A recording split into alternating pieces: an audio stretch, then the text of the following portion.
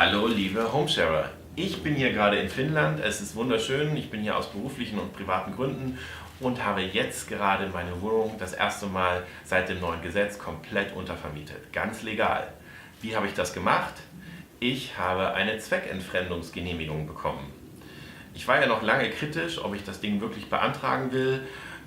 Schon alleine vom Wort her finde ich das eigentlich total blöd, weil ich zweckentfremde meine Wohnung aus meiner Sicht nicht. Wenn ich unterwegs bin und in der Zeit meine Wohnung untervermiete, dann nehme ich damit niemandem Wohnraum weg. Aber ich habe mich dann doch dazu entschieden, spätestens jetzt mit der neuen Verordnung diese Genehmigung zu beantragen und habe sie auch nach gut 2 Monaten bekommen.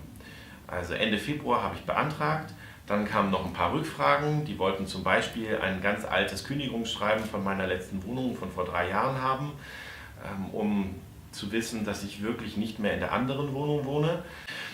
Und dann habe ich die Genehmigung bekommen. Was habe ich dafür eingereicht? Ich habe erstens eingereicht, dass es meine Wohnung ist, beziehungsweise die der Banken. Aber ja, ich habe einen Grundbuchauszug beigelegt.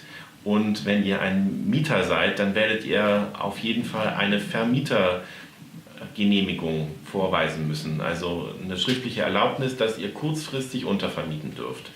Das prüfen die im Amt, das steht sowohl in den Ausführungsvorschriften, beziehungsweise haben die das so beschlossen, dass die das sehen wollen.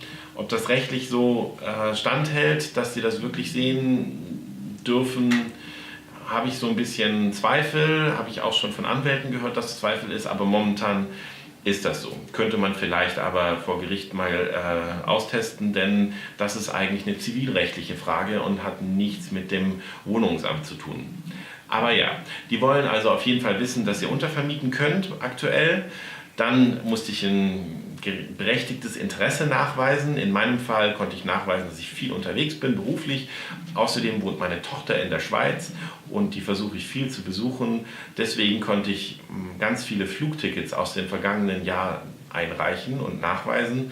Ich glaube, ich war im vergangenen Jahr 120 bis 150 Tage unterwegs und da habe ich einen ganzen dicken Stapel an Flugtickets und Hotelbuchungen und Ähnlichem ausgedruckt und habe das dem Brief beigelegt. Dann habe ich einen Brief geschrieben, in dem ich die Situation erklärt habe und ich habe das Antragsformular des Bezirkes ausgefüllt. Das findet ihr unten ja auch verlinkt. Da stellen die so Fragen wie die Frage nach der Fläche der Wohnung und der Adresse und solche Sachen.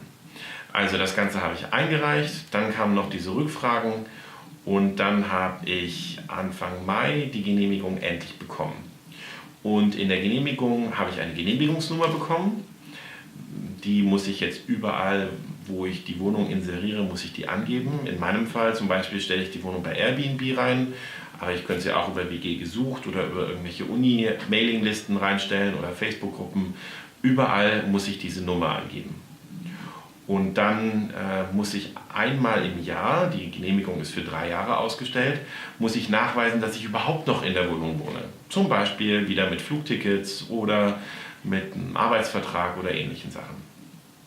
Also anscheinend hat sie der dicke Stapel an Flugtickets so sehr überzeugt, dass ich viel unterwegs bin, dass ich jetzt nachweisen muss, dass ich überhaupt noch in Berlin wohne. Na gut. Dann muss ich eine Liste von den Gästen, von den Transaktionen einreichen.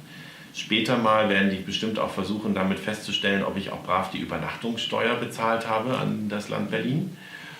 Die auch City Tax genannte Umlage. Und dann wollen sie noch wissen, ob sich irgendwas an meiner Lebenssituation geändert hat und auf welchen Plattformen ich inseriert habe. Und das wollen sie alles in meinem Fall zum 30.04., also einmal im Jahr wollen sie diese Unterlagen bekommen. Und dann gilt die Genehmigung auch im Jahr drauf, ohne dass ich neu die Gebühren zahlen muss. Zu den Gebühren, da bin ich noch ein bisschen gespannt. Momentan habe ich noch gar keinen Kostenbescheid bekommen. Der war bis im vergangenen Jahr, lag der bei 225 €. Ich weiß von Bezirksabgeordneten bzw. von den Parlamentariern, dass die gerade dabei sind, die Gebührenverordnung da zu überarbeiten. Mal sehen, vielleicht wird es billiger. Da kommt bestimmt in den nächsten Tagen ein Brief. Wenn ihr noch Fragen habt oder Erfahrungen mit eurer eigenen Zweckentfremdungsverbotsgenehmigung, also wenn ihr da einen Antrag eingereicht habt, dass ihr auch eure Wohnung vermieten wollt, teilt doch eure Erfahrungen hier unten in den Kommentaren und ich freue mich auf eure Rückmeldungen. Bis dann erstmal.